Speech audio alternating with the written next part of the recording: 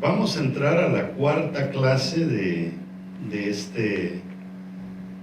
materia que estamos estudiando, que es educación cristiana. ¿Qué tiene que ver metanoia con educación cristiana y por qué yo personalmente pienso que es muy importante meter esta materia en lo que es educación cristiana? Nosotros tenemos un serio problema con nuestras traducciones. Tenemos traducción, sabemos que la Biblia fue escrita literalmente en 3 idiomas, ¿verdad? Hebreo, arameo y griego. Y cuando se traducen algunas palabras, cuando uno va a buscar el significado de una palabra en griego, resulta que una palabra en hebreo, resulta que una palabra que nosotros tenemos una traducción en hebreo tiene hasta 20 significados. Son lenguas muy ricas en significado, y cuando se traducen al español no se traducen bien porque nuestra lengua se queda corta. Uno de esos casos es la palabra amor. Cuando traducimos amor del griego al español, nosotros solo tenemos una palabra para amor, pero en griego hay por lo menos 4 palabras, ¿verdad? El amor eros, el amor fileo, el amor ágape y el amor storge. Entonces los 4 son diferentes.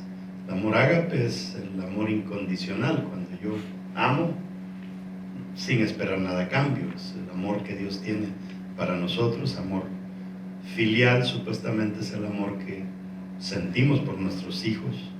El amor eros es el que sentimos por nuestra esposa o el esposo cuando se trata de la mujer. Y el storge es el amor que sentimos por una persona que estimamos. Un caso bonito es cuando Jesús se le aparece a los discípulos en Galilea, y lo leemos en español. Jesús le dice a Pedro: Pedro, tú me amas. Y Pedro le dice: Señor, tú sabes que te amo. Y le vuelve a decir Jesús: Pedro, tú me amas. Y él le vuelve a decir: Señor, tú sabes que te amo. Y así lo hace Jesús 3 veces. Cuando nos vamos al original, Jesús le dice: Pedro, tú me agapao, o sea, me amas con amor incondicional. Y Pedro le contesta: sí, Señor, tú sabes que te fileo, o sea, te amo, pero como amigos, ¿verdad? Y en las 3 ocasiones Pedro le contesta lo mismo a Jesús. Nunca le pudo sacar Jesús a Pedro: Señor, tú sabes que te agapao, o sea, que te amo incondicionalmente. Y eso, a la hora de predicarlo, toma un significado totalmente distinto, ¿verdad? El mensaje. Y así pasa con la palabra metanoia. La palabra metanoia es una palabra griega y quiere decir cambio de mentalidad. Y de nada me sirve a mí estudiar educación cristiana, vuelvo a libros históricos, todo esto, aprender griego, aprender hebreo, si yo no entiendo este tema de la metanoia. Y ya medio lo mencionamos en una clase anterior, y ya vamos a llegar al versículo donde literalmente ocurre esa palabra. Y entonces tenemos el plan de Dios en ese triángulo que le muestro ahí. El plan de Dios, cuando nosotros lo analizamos, Dios nos da la gran comisión que está en Marcos 16:15, y les dijo: ir por todo el mundo y predicar el evangelio a toda criatura. Tenemos el gran mandamiento: amarás al Señor tu Dios con todo tu corazón y con toda tu alma y con todas las fuerzas y con toda tu mente. Lucas 10:27. Y tenemos la gran visión de Dios, que es Juan 3:16, porque de tal manera amó Dios al mundo que ha dado a su Hijo unigénito, para que todo aquel que en él crea no se pierda, mas tenga vida eterna. Entonces, para nosotros como cristianos, ser exitosos en lo que vamos a hacer ministerialmente, tenemos que ponerle mucha atención a lo que es la gran comisión, el gran mandamiento y la gran visión de Dios, porque esas tres cosas me llevan al gran compromiso, ¿verdad? ¿Hasta qué grado yo estoy dispuesto a comprometerme con Dios? Y el gran compromiso lo tenemos en Filipenses 3:14, que dice Pablo: prosigo a la meta. Por lo menos a eso se comprometió Pablo, proseguir a la meta, al premio del supremo llamamiento de Dios en Cristo Jesús, ¿verdad? Entonces este asunto Pablo lo agarró como algo muy serio. Ahora, si yo le hago oídos sordos a la gran comisión, al gran mandamiento y a la gran visión de Cristo, literalmente no me voy a comprometer. Y eso es lo que pasa. Por ejemplo, si yo enseño educación cristiana, alguien se puede comprometer a estudiar educación cristiana, pero ¿qué logra Dios con eso? Dios logra cuando nosotros nos comprometemos a la esencia por la cual Él nos creó a nosotros, ¿verdad? Él no nos creó para que pasáramos aquí una temporada y después nos vamos. No, hay una razón específica por la que Él nos creó, y esto va bien atrás. O sea, como yo siempre lo he dicho, si Dios hubiera hecho al hombre en la eternidad, el pecado del hombre hubiera sido eterno, igual que el de Satanás. Pero por eso Dios nos hizo en el tiempo. Por eso cuando leemos Génesis 1:1 dice: en el principio creó Dios los cielos y la tierra. Entonces Génesis 1:1 comienza diciendo que Dios, este universo, lo trabaja con tres principios: tiempo, espacio y materia. En principio, tiempo, creó Dios los cielos, espacio, y la tierra, materia. Cada una de esas tres cosas, tiempo, tiene tres tiempos: pasado, presente y futuro. Espacio tiene tres, ¿verdad? Ancho, alto y profundo. Y la tierra tiene líquido, sólido y gaseoso. Y nosotros somos Padre, Dios es Padre, Hijo, Espíritu Santo, y yo soy cuerpo, alma y espíritu. Entonces quiero que le ponga mucha atención. Dice Lucas 10:27: amarás al Señor tu Dios con todo tu corazón. Aquí estamos en el Nuevo Testamento. Y con toda tu alma, y con toda tu fuerza, y con toda tu mente. Nosotros ahora sabemos que literalmente hay tres palabras ahí que involucran la misma alma, que es corazón, mente y alma. Porque por años algunos definieron alma como por ejemplo, ¿dónde tenemos el alma? ¿Verdad? Algunos dicen la tenemos aquí, otros dicen la tenemos aquí. Y como nosotros sabemos, la Biblia, como dijo alguien, y puede sonar feo esto, pero la Biblia no es al 100% palabra de Dios, contiene palabra de Dios, porque la Biblia también incluye palabras del diablo. El diablo habla en la Biblia, entonces eso no puede ser palabra de Dios, pero la Biblia sí contiene palabra de Dios. Entonces, y también contiene las limitaciones humanas del escritor, ¿verdad? Como les hablaba de cuando la Biblia dice que un ángel malo de parte de Jehová atormentaba a Saúl.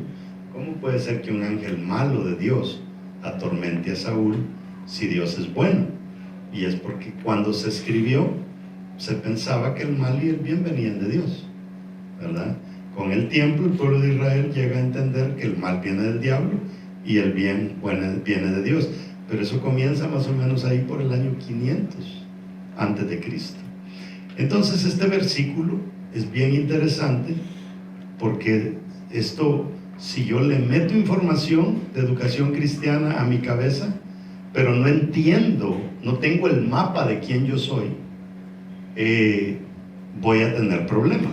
Yo tengo que tener ese mapa de quién yo soy. Si usted ve el círculo azul, literalmente es el cuerpo. Y nosotros tenemos sentidos. Si usted se va a la historia de Jacob cuando le compra la primogenitura a su hermano, el engaño de Jacob, ¿cuántos sentidos le engañó Jacob a su papá? Piensa. El hombre ya estaba ciego, no tenía que engañarle ese. Pero se puso ropa de su hermano para que papá lo oliera. Se puso cuerito para que su papá lo tocara. Disfrazó su voz como que era de su hermano. Y después le hizo una sopa como la hacía su hijo. Le engañó los 4 sentidos, ¿verdad? Entonces vemos nosotros que el diablo va a usar esos 4 sentidos también para engañarnos. Entonces, en los 4 sentidos tenemos el tacto, el olfato, el oído, la vista y el paladar. Ahora, si el alma son los pensamientos, los sentimientos y la voluntad, pensemos, si alguien peca, ¿cómo usó los 5 sentidos? Bueno, póngase a pensar usted.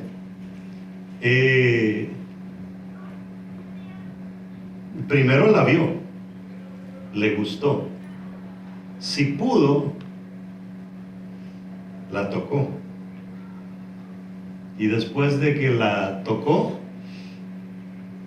siempre entra en juego el olfato, ¿verdad? Qué rico huele, que no sé qué, que no sé cuánto, qué palabras más bonitas me dice usted. Este es el único que me habla así. Y casi siempre se la lleva a comer al lugar más precioso. Y ahí surge un pecado. Usamos los 5 sentidos y por eso Dios quiere que le entreguemos ese círculo azul, ¿verdad? Ese es parte del gran mandamiento. Acabamos de estar hablando de carácter, ¿verdad? Entonces, si literalmente, si usted sabe hacer la transición de la clase anterior con esta, se va a dar cuenta que literalmente para nosotros gobernar nuestro carácter se usan 3 cosas: controlar mi pensamiento, controlar mis sentimientos y controlar mi voluntad, ¿verdad? Entonces, si vemos el círculo anaranjado, nos damos cuenta que están las 3 partes del alma, ¿verdad? La mente, el corazón y la voluntad, pensamientos, sentimientos y voluntad. Y si nos vamos al centro, que es el espíritu, tenemos la conciencia, la comunión y la intuición. Entonces vemos cómo Dios nos trabajó a nosotros en triángulos, ¿verdad? Y eso hace que Dios venga a la tierra, y por eso es que los musulmanes, los judíos dicen que nosotros estamos equivocados porque somos politeístas cuando ellos son monoteístas, pero es que el plan de Dios demanda de que Dios opere de 3 maneras, ¿verdad? Y tiene que operar como Dios, tiene que operar como ser humano y tiene que operar de una manera espiritual. Pero la pregunta que muchos se han hecho a través de la historia: ¿es el mismo Dios? Bueno, Jesús dijo que era Dios, el Espíritu Santo también es Dios. Entonces, el Hijo de Dios se comienza a entender como el Hijo de Dios a partir de que Dios tiene que usar a un ser humano para encarnarse, para venir y morir por nosotros, para limpiarnos de los pecados. Entonces, cuando leemos Lucas 3, 2 al 3, dice: y siendo sumo sacerdote Anás y Caifás, vino palabra de Dios a Juan, hijo de Zacarías, en el desierto, y él fue por toda la región contigua al Jordán, predicando el bautismo de, ¿qué dice que era? Del arrepentimiento para perdón de pecados. Ok, el bautismo del, ¿cómo se llama la clase? El bautismo de la metanoia, del cambio de mentalidad. ¿Para qué dice? Para perdón de pecados. O sea, si yo no cambio mi mentalidad Y cambiar mi mentalidad quiere decir cambiar mi manera de pensar, mi manera de sentir y mi manera de actuar. Entonces yo voy a tener éxito sobre el pecado. Entonces, importante ponerle atención a eso. Lucas capítulo 3, verso 4 y 5, dice, como está escrito en el libro de las palabras del profeta Isaías, que dice, voz del que clama en el desierto, preparad el camino del Señor. Oiga lo que dice, enderezad sus sendas, todo valle se rellenará y se bajará todo monte y collado, los caminos torcidos serán enderezados y los caminos ásperos allanados. Aquí no está hablando Isaías sobre cerros y planicies y calles. Aquí literalmente está hablando Isaías del trabajo que Dios hace, aplanar en nuestra manera de pensar esos altibajos que nosotros hemos creído, cosas raras que hemos creído, y después él habla de enderezar los caminos. Habla de qué es enderezar los caminos. Habla de la voluntad por donde yo voy a caminar. Entonces, cuando analizamos profundamente Lucas 3, del 4 al 5, el trabajo que el Señor va a hacer en nosotros es aquí, en el corazón si es necesario, y en mi conducta, ¿verdad? Si lo leemos pensando así, dice, todo valle se rellenará y se bajará todo monte y collado. O sea, todas aquellas cosas que hemos hecho montañas en nuestra manera de pensar, de cosas negativas, el Señor los va a aplanar, serán enderezados, y los caminos serán enderezados cuando yo creía que este camino está correcto, pero literalmente no lo está. De eso es lo que habla este libro. Lucas 3, del 6 al 7, dice, y verá toda carne la salvación de Dios. Y decía a las multitudes que salían para ser bautizados por él, oh generación de víboras, ¿quién os enseñó a huir de la ira venidera? Dice el verso 8, haced pues frutos dignos de arrepentimiento. ¿A dónde me está llevando el verso 8? A un cambio de manera de actuar, a hacer frutos dignos de arrepentimiento. O sea, que lo que tú haces me haga entender, dice Dios, que hubo un cambio de chip en ti, que hubo un cambio de mentalidad en ti, y no comencéis a decir dentro de vosotros mismos, tenemos a Abraham por padre, porque os digo que Dios puede levantar hijos a Abraham aún de estas piedras, y ya también el hacha está puesta a la raíz de los árboles. Por tanto, todo árbol que no da buen fruto se corta y se echa en el fuego. ¿A dónde está apuntando la palabra con estos versículos? Está apuntando literalmente a un cambio de metanoia, un cambio de mentalidad. Y si nosotros no vamos a estudiar el evangelio o los evangelios desde esta perspectiva, nos vamos a quedar perdidos en el camino. Vamos a terminar pensando que el evangelio es solamente para perdón de pecados, y nos vamos con el Señor y se acabó todo. Si eso hubiera sido el plan de Dios, Dios hubiera sido más astuto si desde el vientre nos hubiera recogido y nos lleva al cielo. Pero el Señor nos permite que esta tierra en la que nos plantó también podamos disfrutarla, ¿verdad? Y eso se logra a través de las bendiciones de Dios, siempre y cuando nosotros sepamos cultivar esas bendiciones. ¿Está Dios hablando de un proyecto de carreteras aquí en lo que acabamos de ver? ¿Está Dios hablando de algo material o de un cambio interno de la persona? Lo primero que sale de nosotros cuando nacemos, ¿qué es lo que sale primero del que nace? La cabeza. El plan de salvación de Dios comenzó con nuestra cabeza. Eso es interesante. ¿Por qué? Porque el campo de ataque número uno de Satanás va a ser nuestra cabeza. En la guerra espiritual, la parte más atacada es la cabeza, la mente, los pensamientos. Entonces debemos de entender eso nosotros. No podemos nosotros meternos a un profundo estudio de educación cristiana sin primero estudiarnos bien a nosotros mismos. Ahora, como pastores y como cristianos, nos toca meternos a estudiar psicólogos que casi todos fueron locos. Jung, un gran psicólogo, fue satánico. Freud se dice que fue gay. Freud se escondía a ver a su mamá desnuda cuando se bañaba. Todos eran unos locos. Hay un psicólogo que se llama, se me fue el nombre,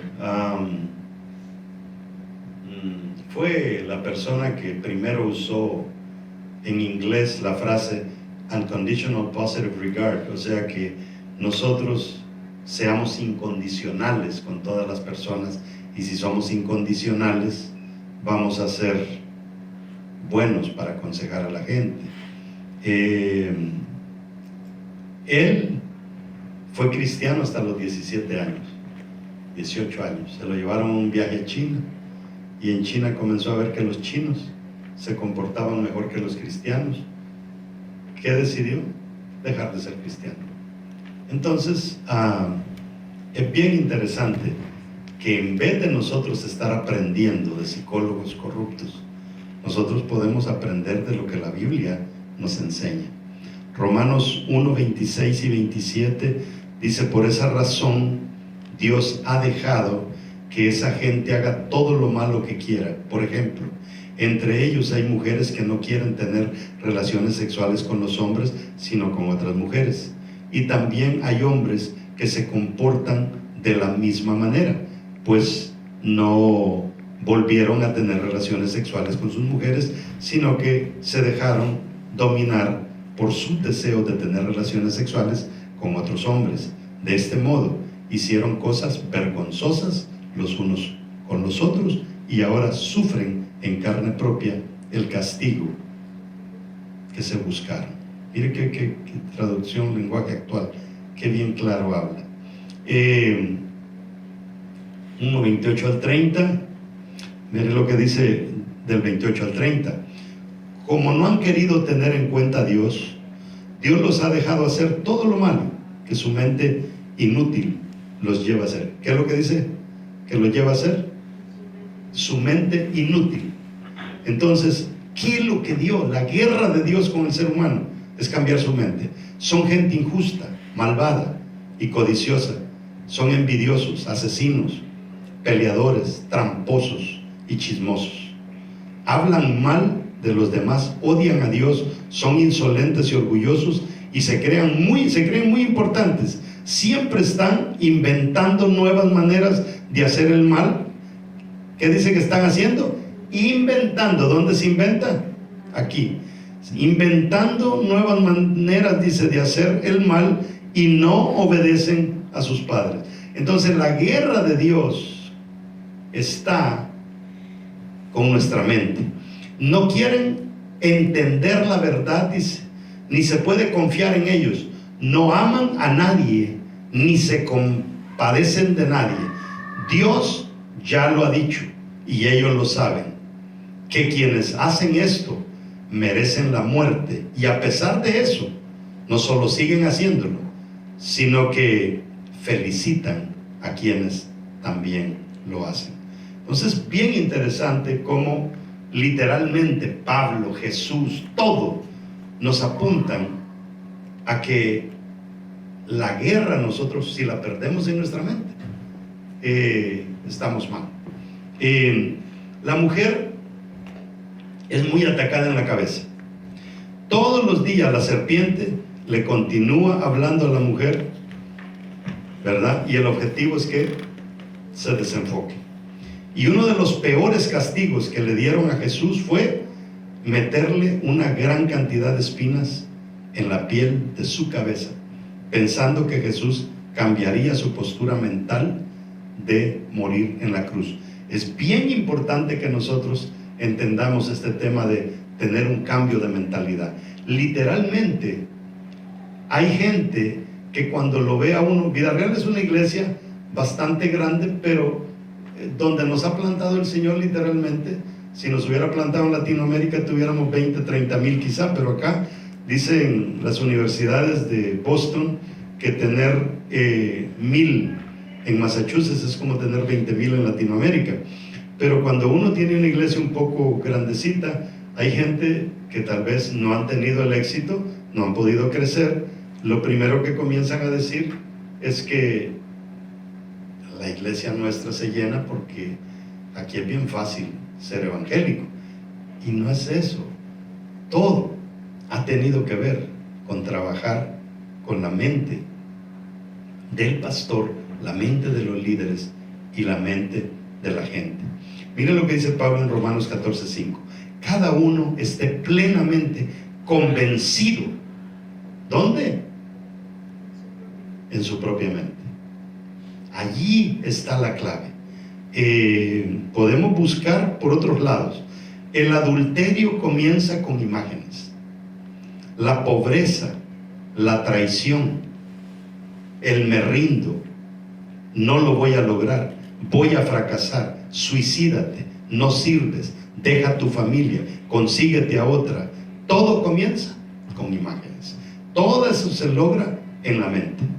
Juan 8:32 dice: conoceréis, ¿qué dice? La verdad, y la verdad os hará libre. O sea, aquí se pone interesante la cosa.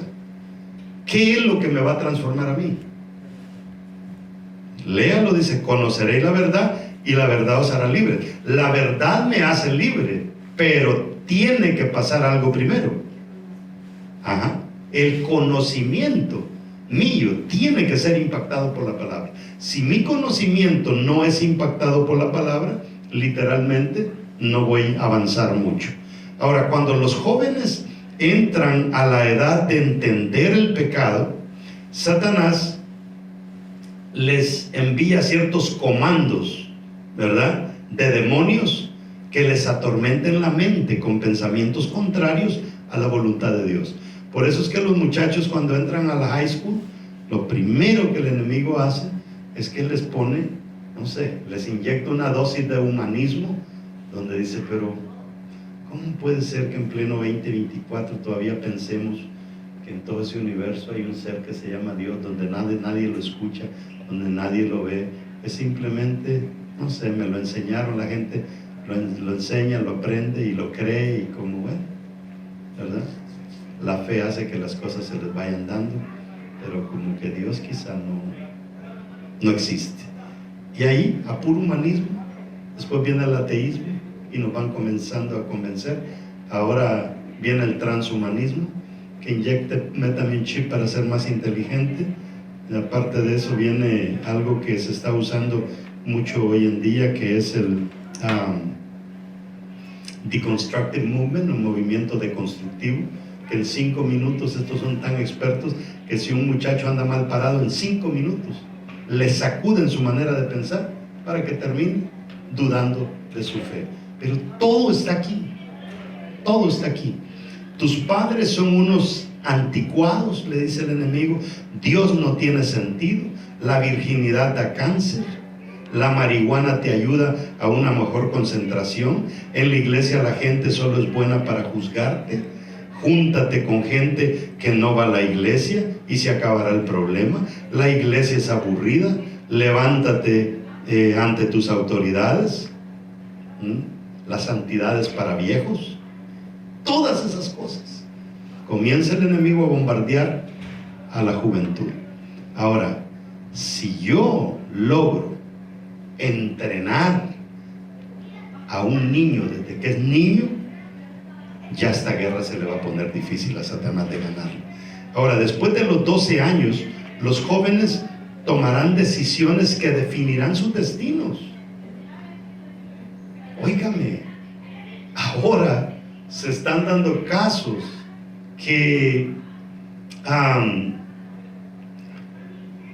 hay muchachitas, no me recuerdo en qué país de Latinoamérica, aparece una muchachita que es abuela a los 22 años. abuelos a los 23 años. ¿De qué edad quedó embarazada esa niña? ¿Y de qué edad el otro tuvo relaciones? O sea, este mundo está arrevesado. Ahora, hay que entregarle nuestra cabeza a Dios, ¿verdad? Solo la Biblia entrena mi cabeza. Solo la oración entrena mi corazón. Entonces, hay gente que deja que la oración entrene su corazón, pero no dejan que la palabra les entrene su cabeza. En la mente se dan las ideas creativas, se resuelven grandes problemas. Fíjese que el 92.7%, parece que decía una psiquiatra hoy, el 92.7% de los problemas se resuelven positivamente. Y nosotros nos preocupamos al 100% por un problema. Pero eso lo aprendo yo con la educación, ¿verdad? Que yo no me puedo ofuscar. Dice que es algo de lo más útil que Dios nos ha dado, pero usada por el diablo se puede convertir en nuestra peor debilidad. Número 1, vamos a hablar un poquito sobre la definición de lo que es un concepto. ¿Qué es la mente? Mire, yo tuve el privilegio de estudiar psicología y por eso a mí me gusta trabajar con esto, porque ningún pastor he oído enseñar sobre esto. ¿Por qué Dios quiere que le entreguemos nuestra mente? Desde que lo comenzamos leyendo. Escuche el consejo de Dios sobre cómo debemos de cuidar esa área tan poderosa de nuestro ser. Proverbios 4:23. Cuida tu mente más que nada en el mundo, porque ella es fuente de vida. ¿Qué es lo que dice? Que más que una herencia, más que la cartera, más que el dinero, ¿qué dice la Biblia que yo debo cuidar más? Mi mente. Mucho antes de que la psicología llegara, Dios dijo que tus pensamientos determinan tus sentimientos y tus sentimientos determinan tus acciones. Mucho antes. Si quieres cambiar tu vida, tienes que controlar tu manera de pensar. Eso no hay salida para eso. La palabra lev en griego, quiero decir en hebreo, también se traduce como corazón, pero se usa para sentimientos, voluntad e intelecto. Cuando vio usted ahí la palabra que decía en el gran mandamiento, que amaremos a Dios con todo nuestro corazón, en hebreo lo que decía era, amarás a Dios con todo tu lev, con todo tu corazón. Y cuando vamos a buscar qué significa lev, lev significa sentimientos, voluntad e intelecto. Entonces, cuando nos metemos nosotros en esto, nos damos cuenta que el corazón de todo esto viene a ser nuestra alma, y es lo que Dios persigue. Lo pudimos ver en la clase número 2. La mente graba todo lo que has visto, todo lo que has vivido, lo que has visto, lo que has oído, lo que has palpado, lo que has olido, lo que has saboreado, todo lo que has hecho y experimentado. Fíjese que se dice que una imagen dura 37 años para borrarse de nuestra cabeza, pero un sentimiento nunca se borra, nunca se borra. O sea, vi una foto, se olvida a los 37 años, pero cuando ya tuviste una experiencia sexual que te hizo sentir, eso no se olvida. ¿Y qué es lo que el diablo está usando para eso? La pornografía. Porque la pornografía no es una imagen, sino que ya es imagen con sentimientos. Ya te provoca sentimientos. Tu mente es como si tuvieras 3 archivos: consciente, subconsciente y preconsciente, ¿verdad? Inconsciente. O sea, hay cosas. La mente es como un iceberg. No sé si ha visto usted un témpano de hielo en el mar. Si usted ve en un barco, ve el piquito que sale del hielo, y con las olas se ve un poquito. Bueno, se ve el piquito, ¿verdad? Eso es uno. Pero cuando el viento pega y vienen las olas, usted comienza a ver que debajo de ese piquito hay un poco más. Pero Si vaciáramos eso, debajo de eso que nos muestran las olas, hay otro poco más. Y así son los pensamientos en nosotros. Hay cosas, lo que pensamos a cada rato, eso está por arriba del agua. Pero a veces, no sé si a usted le pasa, que como que de repente se le vienen cosas que no recordaba por mucho tiempo. Eso es como ese pedacito que muestran las olas, y hay un montón debajo escondido. Por ejemplo, si una mujer fue violada, si una mujer fue manoseada, si la violó un hombre, ¿verdad? Y viene luchando con esa violación, y el hombre, cuando la violó, estaba usando un perfume Givenchy, y creció y se hizo mujer, y de repente resulta que siempre que a ella le llega el Givenchy a la nariz, le entra un ataque de pánico, y no sabe por qué, y no lo entiende, siempre.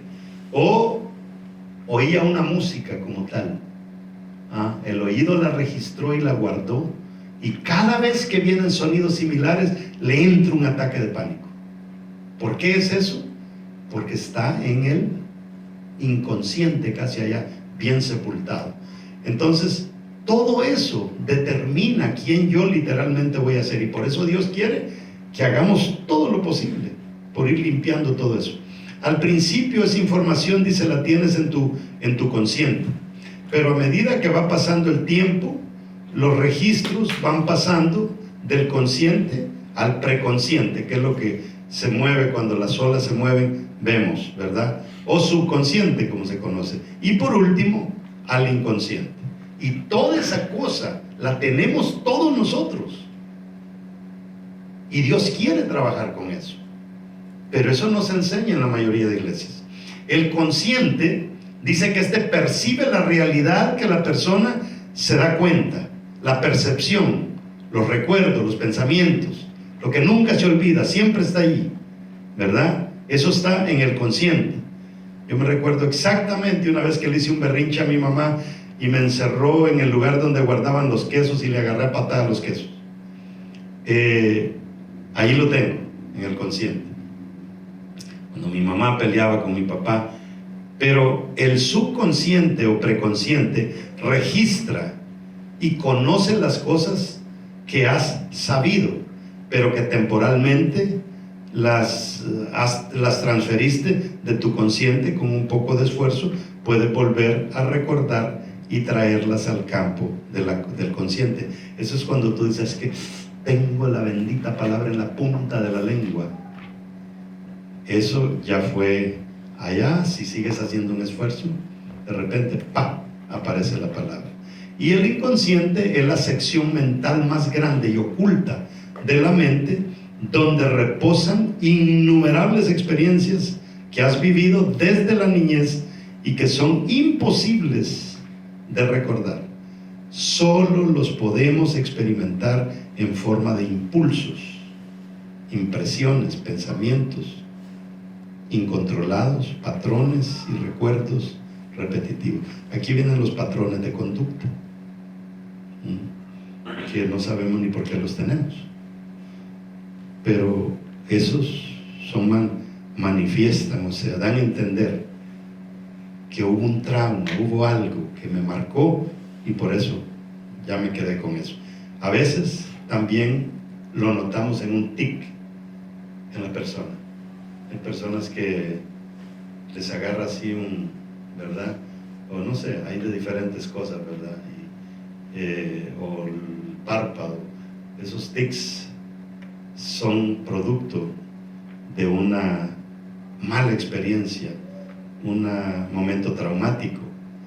Dice que aquí hay cosas guardadas que nos afectan toda la vida, para bien o para mal. A veces nuestro consciente querrá hacer algo, pero las cosas reprimidas no se lo permiten hacer. Y Dios quiere trabajar con eso. Los mecanismos, dice que nos impiden, nos incapacitan para desarmarlos y que me dejen avanzar y progresar, ¿verdad? Pero hay que identificarlos.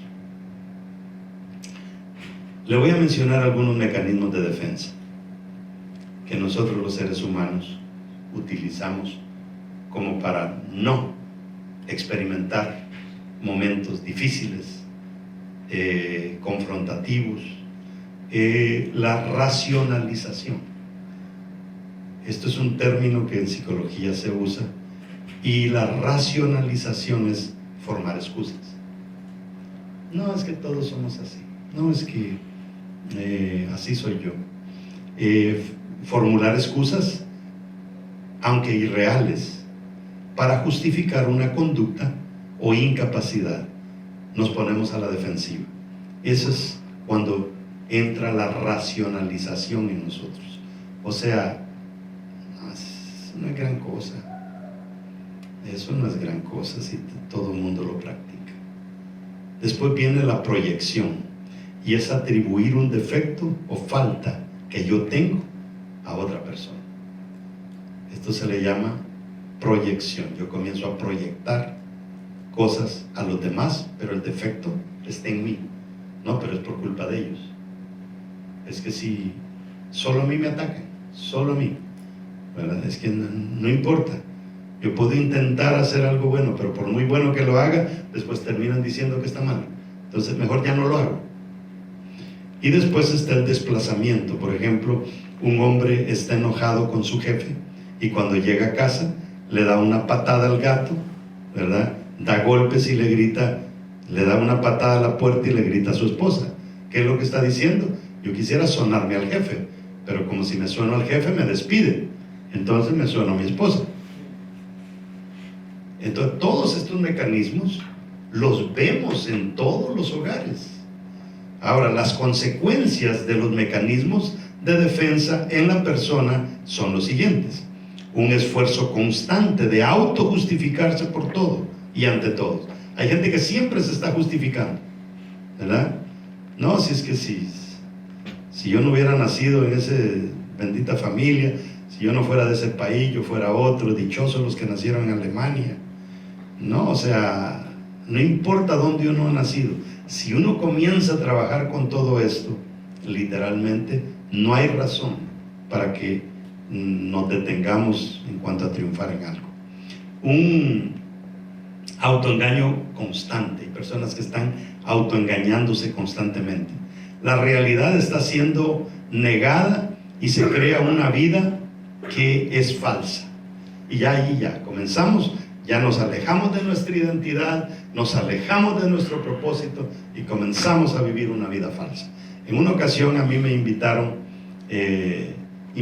a 2 salvadoreños en los tiempos del presidente Tony Saca en El Salvador, para ir a dar unas charlas a El Salvador por una agencia que se llamaba Monitor. Y entre la gente que pues nos llevaron a El Salvador, yo fui uno de los 2. Otro fue el hermano de Tony Saca, que tenía en su negocio en California. Y me recuerdo que yo di una charla en el Hotel Presidente, parece que fue. Y terminé, y cuando ya me iba, me metí al elevador, y en el elevador corrió un muchacho a meterse conmigo. Me encantó su charla, me encantó, qué buena estuvo. El problema, me dijo, que yo nací para fracasar. O sea, aunque usted ha hablado bien bonito, pero eso no es para mí. Híjole, me eché 1 hora hablando. Este hombre le encantó, pero él ya cree que es un fracasado.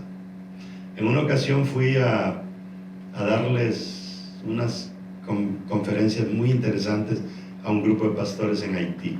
Me recuerdo en una enramada, pasé 7 días hablándoles de lunes a domingo. Y cuando ya terminé el domingo, yo dejé unas 2 horas de preguntas y respuestas. Y llegó el primero y me dijo, disculpe, mire, me dijo, estuvo bonito todo lo que usted nos ha enseñado. Lástima, me dijo, que eso funcione en Estados Unidos. No, le digo yo, pero si lo hemos practicado en El Salvador, en otros lugares, y las iglesias tienen éxito. Ah, pero eso aquí en Haití no funcionaría. Y mire, yo tan decepcionado, después de 7 días comiendo mal, bebiendo mal, durmiendo mal, había un gran rótulo enfrente de una compañía telefónica que se llamaba Digicel, y me le quedé viendo.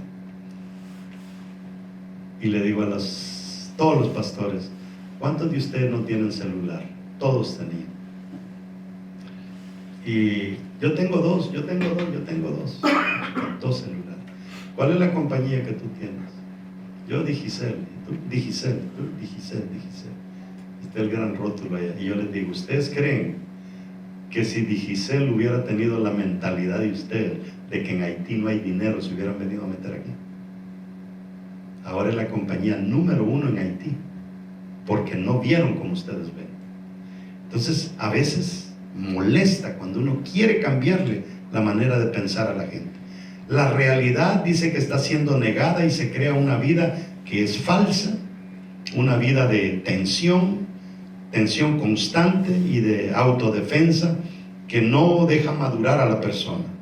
Se interrumpe el desarrollo de la personalidad y de la madurez espiritual, y aquí por eso es que hay montones de personas sin carácter.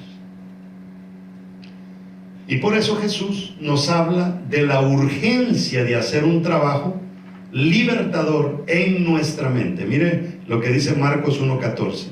Después que Juan fue encarcelado, Jesús vino a Galilea predicando el evangelio del reino de Dios, diciendo: el tiempo se ha cumplido y el reino de Dios se ha acercado. Otra vez, arrepentíos y creed. Que dijo metanoia, cambien su manera de pensar y crean en el evangelio.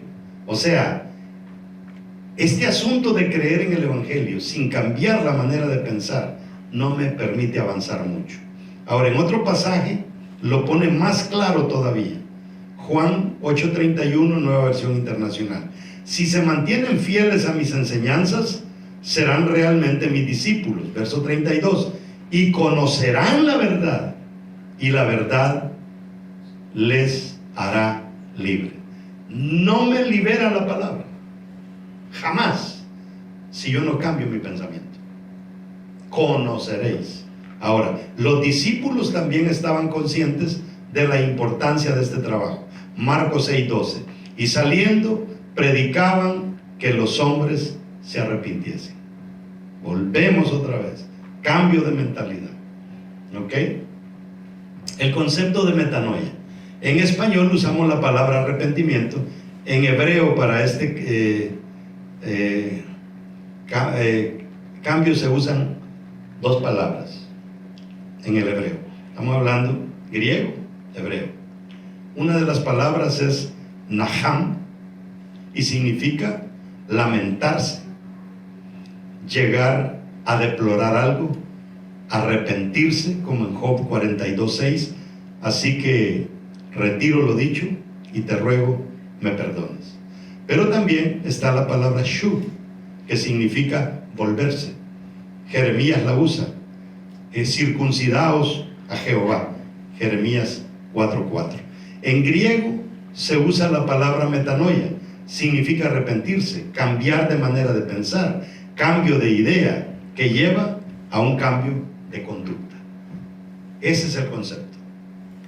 Ahora, los griegos eran filósofos, los griegos eran grandes pensadores. Cuando usted lee Juan, se va a dar cuenta que desde Juan 1:1 es pura filosofía, literalmente. En el principio era el verbo, y el verbo era con Dios, y el verbo era Dios.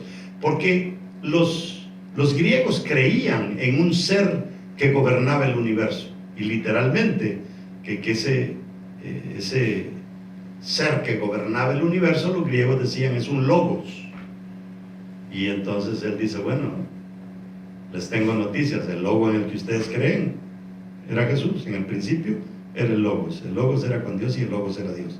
Entonces vemos, así es que si nosotros hubiéramos oído esto en la lengua original, tantas cosas torpes que a veces nosotros predicamos que no son. Metanoia significa, bueno, ya dijimos, arrepentimiento es cambiar de parecer. Tenemos muchos que dicen ser cristianos, ¿verdad? Que no han cambiado de parecer, siguen en la misma condición. El que ha experimentado este cambio de mentalidad ve posibilidades después que solo veía problemas. Comienza como a abrírsele la mente, a corrérsele un velo. El mundo no tiene una estrategia sobre cómo hacer frente al rechazo. Concepto que se forma en la mente, Solamente la Biblia tiene algo al respecto. En el mundo nunca se predicó arrepentimiento, nunca se predicó perdón. Eso lo introduce Jesús, ¿verdad? El perdón, estos árabes nunca entienden el tema de perdón. El Islam no entiende el tema de perdón. El budismo no entiende el término, el concepto de perdón, de arrepentirse. Ahora, no se trata de vivir por vivir, se trata de cómo voy a vivir esta vida que el Señor me dio. Hace un tiempo atrás nosotros dimos unas charlas aquí bien interesantes sobre los 7 esferas de influencia, que hablábamos un poquito el domingo, y dice que nosotros solamente hay 2 tipos de gente en el mundo: los que viven para aprovechar las bendiciones y los que viven para experimentar consecuencias. O sea, hay gente que literalmente dice: yo me voy a adueñar de esas bendiciones, y otros dicen: yo me la voy a jugar, y le viene un montón de consecuencias encima.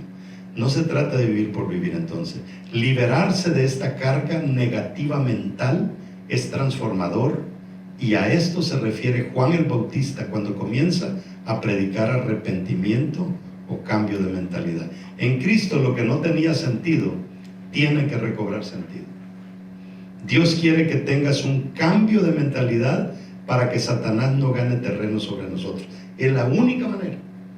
De lo contrario, si Satanás tiene un recuerdo negativo dentro de ti, si tiene un sentimiento negativo dentro de ti, ahí te va a pasar, es como que te tiró un anzuelo y te lo clavó en tu corazón.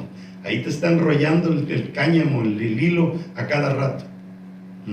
Es como que si tú fueras un televisor y Satanás tuviera tu control remoto.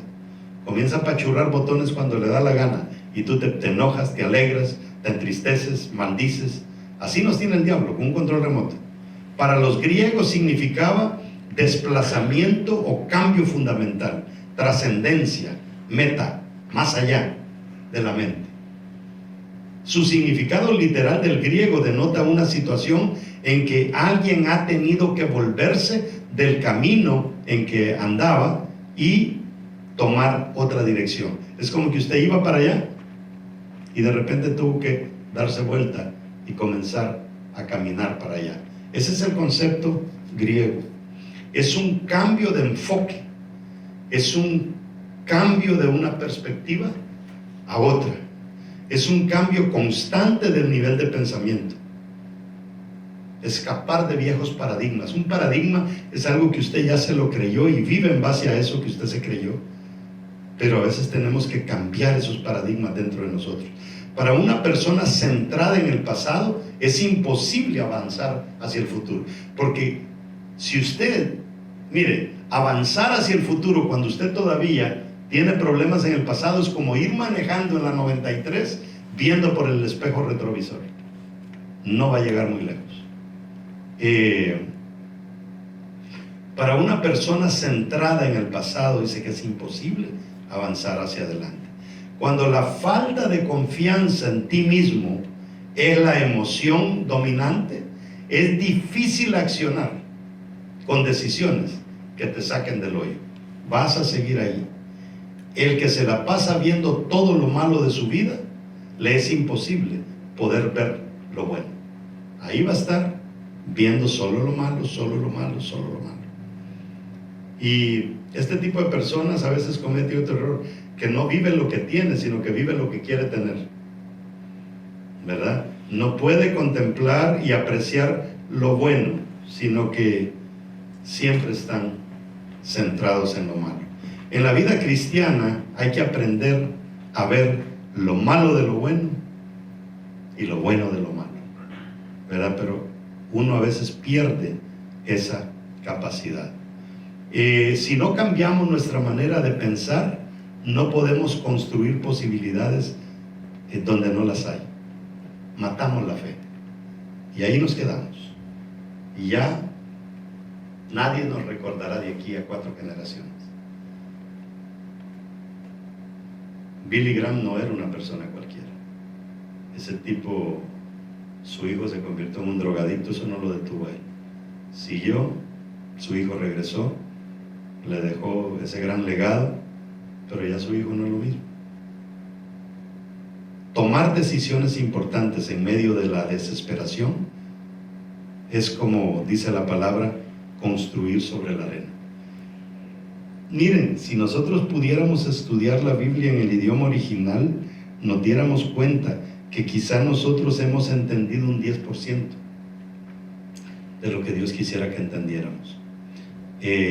Por eso es que muchos judíos se comenzaron a convertir, porque evangélicos les predicaron el evangelio, y cuando se dieron cuenta fueron descubriendo, no, es que esto se pierde en esto, aquí se perdieron esto, no lo entendieron, lo tradujeron de una manera distinta a los tipos.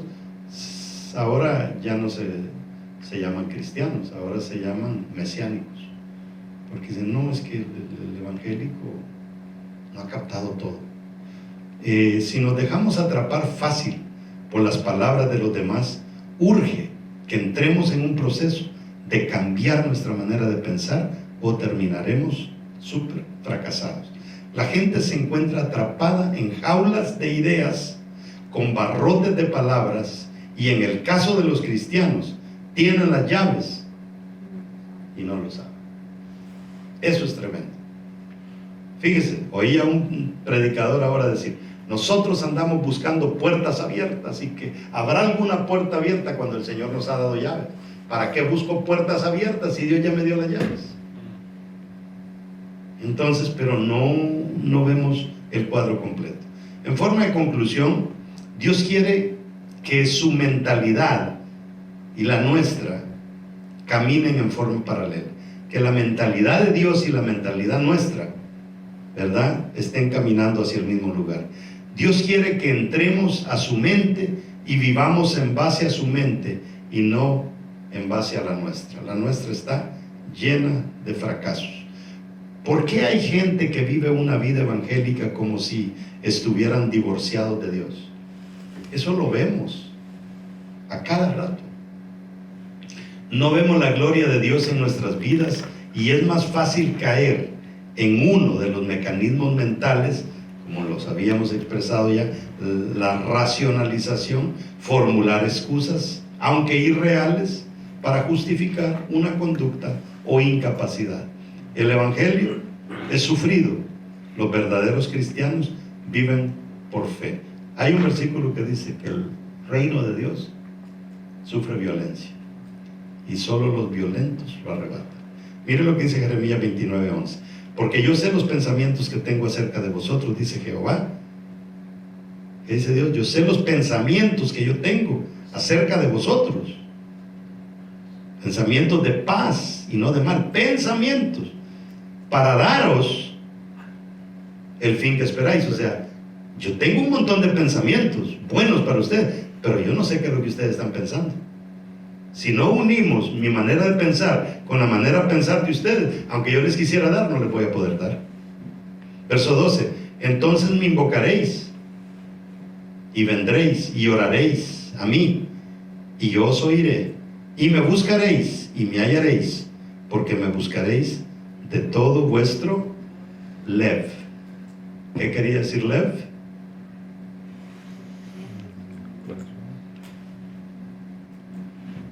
Involucra mi manera de pensar, mi manera de sentir y mi manera de actuar. Salmo 139:17 nos habla sobre los pensamientos de Dios. Cuán preciosos me son, oh Dios, tus pensamientos, cuán grande es la suma de ellos. Los pensamientos de Dios son preciosos, es decir, tienen un precio muy alto. Además son muchos. La palabra dice que debemos tener la mente como la de Cristo, con muchos pensamientos valiosos. Dice 1 Corintios, Pablo en 1 Corintios 13:11, cuando yo era niño, hablaba como niño, pensaba como niño, razonaba como niño, pero cuando llegué a ser hombre, dejé las cosas de niño. No volví a pensar ya como piensa un niño. Lo que nos hace hombre, dice, no es la edad, es nuestro comportamiento, nuestro nivel de madurez mental. Hay gente vieja que son peores que niños. Dios multiplica lo que piensas, por eso debes pensar cosas buenas. La mejor cosa que puedes hacer para aumentar tu nivel de confianza es empezar a creer lo que Dios dice de ti. Cuando se hizo el cuadro de la Santa Cena, dicen que se comenzó a pintar y comenzaron a buscar modelos para hacer a un Jesús, para hacer a cada uno de los discípulos. Y hallaron a un muchacho que le sirvió de modelo para pintar a Jesús, bien portado, buen mozo, y a todos los demás, y pintó a todos menos a Judas. Cuando iba a pintar a Judas, dijo: tráiganme a un malo, y lo llevaron a una cárcel de Milán a buscar al malo de los malos. Lo tenían allá en una celda bien profunda, greñudo, con unas cicatrices en la cara, parecían no muy viejas. Dijeron: yo lo necesito, dijo, para pintar a Judas. Y se lo llevaron a Da Vinci, se lo sentaron y comenzó a pintar a Judas. Mientras lo está pintando, le dice el preso: qué interesante, le dice, que usted me está utilizando a mí para pintar a Judas. Y cuando pintó a Jesús, le dije: yo fui su modelo para pintar a Jesús. Qué interesante que nosotros vamos a ser muy reconocidos por cosas buenas que hicimos, pero una metida de pata.